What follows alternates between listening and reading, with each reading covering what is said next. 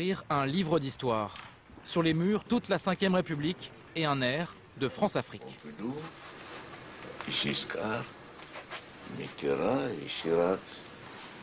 Alors s'il y a quelqu'un d'autre qui vient, je ne sais pas où je le mettrai.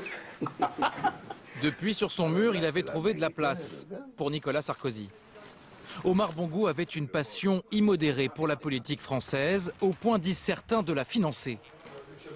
J'étais conseiller politique du ministre, j'accompagnais Aurillac, disons à Libreville ou à Ouaga et autres.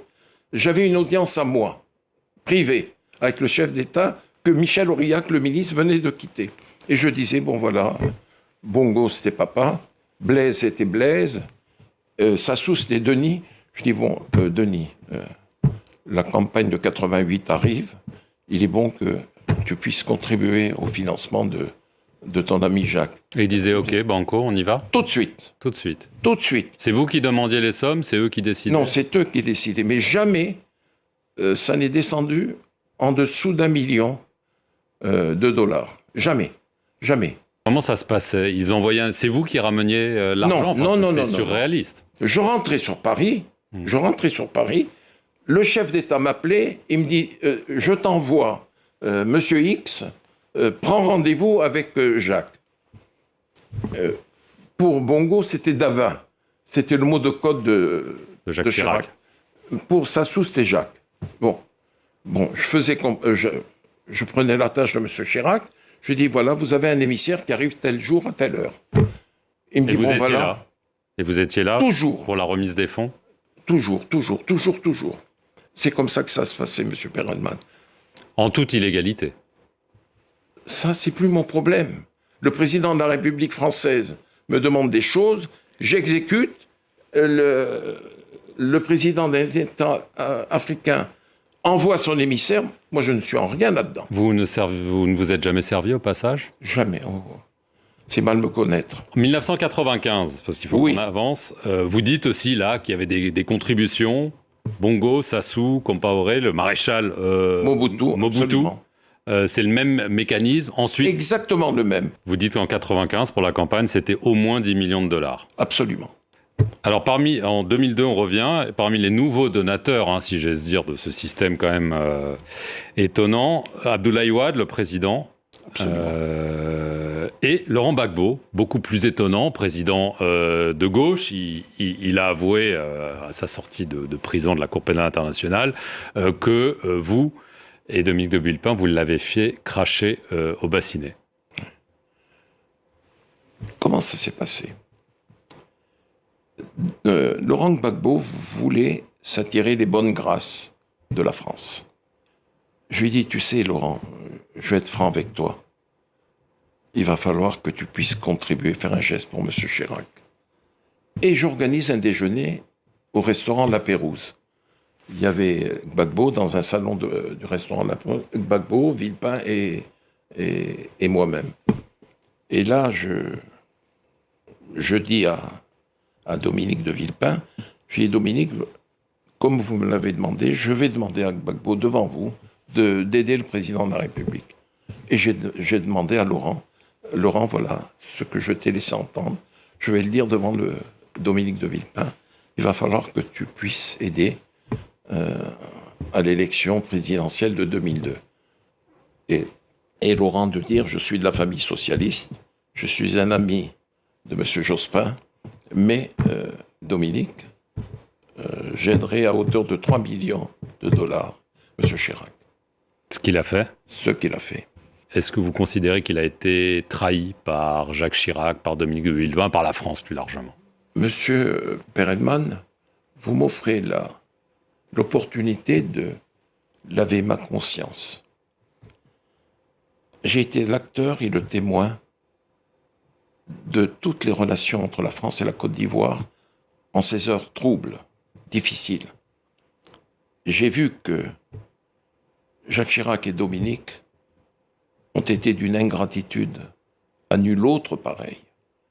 Et quand, comment vous dire, Laurent est tombé, qu'il a été conduit à La Haye, j'en ai beaucoup souffert. Personnellement et dans ma famille, j'en ai souffert terriblement. Vous vous sentiez coupable? Comment vous dire? Oui. Complice. D'une trahison? D'une trahison. Mais j'étais contre cela. Les derniers moments de la présidence de Gbagbo, je les ai vécus avec Nicolas Sarkozy. Et là, les choses se sont compliquées. Les élections sont là. Et Laurent avait gagné les élections. Nous savons qu'il les avait gagnées. Comme Jean Ping les avait gagnées en 2016 à Libreville. Là, Gbagbo avait gagné les élections. Pas Ouattara.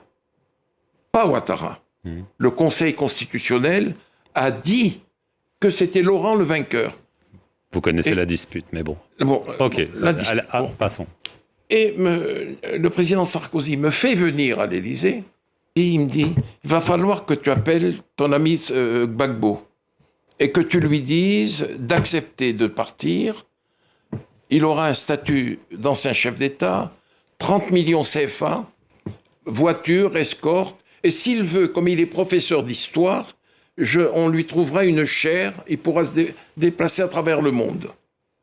Je lui dis, il n'y a pas de problème. Il me dit, va dans le bureau de Claude et tu appelles Gbagbo. J'ai appelé Laurent. L'aide de camp, le colonel, me l'a passé. Laurent Gbagbo me dit, alors Bob, comment va? Je lui dis, Laurent, ça fait des années qu'on se connaît. Je te passe un message du président Sarkozy. Je suis dans le bureau de Claude Guéant. Il te demande ceci, ceci, cela. Ce que je viens de dire. Il m'a dit, tu diras à ton ami Sarkozy que je serai son Mugabe. Bob, je t'ai assez entendu. Et il a raccroché. Et je suis allé dire à Sarkozy, il me dit, alors comment ça s'est passé? Je lui dis, bon, voilà comment ça s'est passé. J'en suis malheureux. Il a bondi de son fauteuil. Et il dit, puisque c'est ça, je vais le vitrifier. Vitrifier. Vitrifier. Je lui dis, Nicolas, s'il te plaît, le Conseil constitutionnel a déclaré qu'il avait été élu. Il a dit, je vais le vitrifier, j'ai un mandat, et je vais le faire.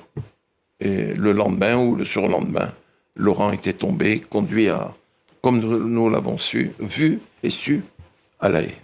Au milieu des années 2000, il y a le scandale Elf. Dominique de Villepin vous demande de vous éloigner de tout ça parce que Absolument. Vous sentez le soufre ou vous êtes un pestiféré. Vous rejoignez Nicolas Sarkozy, dont on vient de parler, et vous maintenez que lui vous a tout de suite dit « Moi, ces financements occultes africains, je n'en veux pas. » Alors, est-ce que c'est juste ce qu'il dit et ce que vous dites ? Parce qu'il vous a remis la Légion d'honneur, il vous a envoyé ensuite au Gabon. On a quand même l'impression que vous avez été à son service pour faire la même chose que vous faisiez jusque-là. Il n'y a pas vraiment de raison que ça s'arrête, non?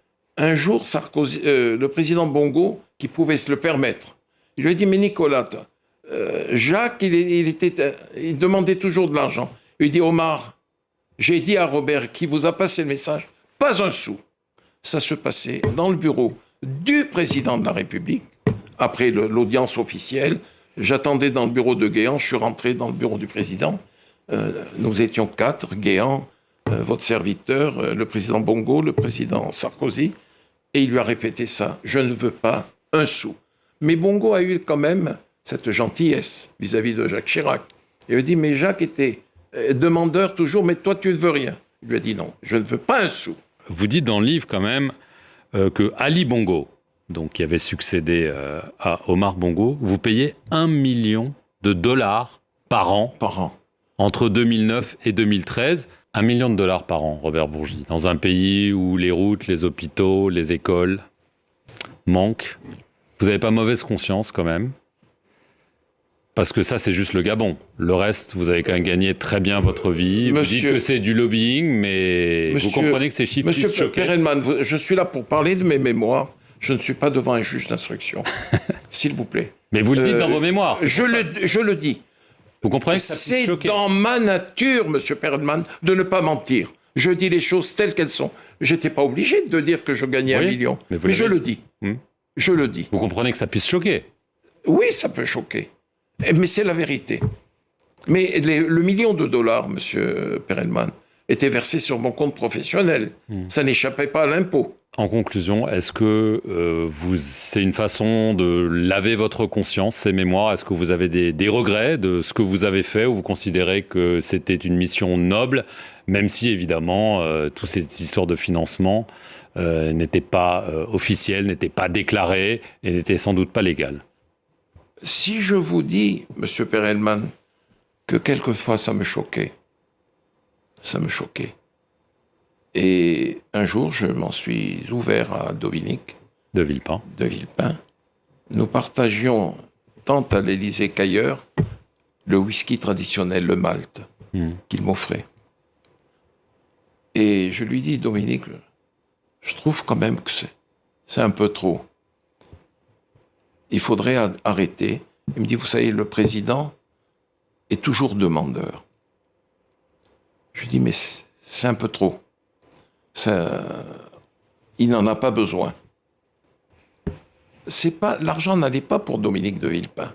Dominique de Villepin recevait l'argent, mais qui partait dans la direction de M. Chirac après.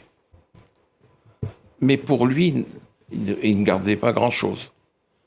Dans le livre, vous laissez entendre que Jacques Chirac aimait beaucoup l'argent. Ça laisse sous-entendre qu'il y en a peut-être qui n'est pas allé pour les campagnes. Je me suis posé la question. Les chefs d'État, tous, m'ont dit, mais Robert, que fait-il de tout cet argent? Je lui dis, je ne sais pas.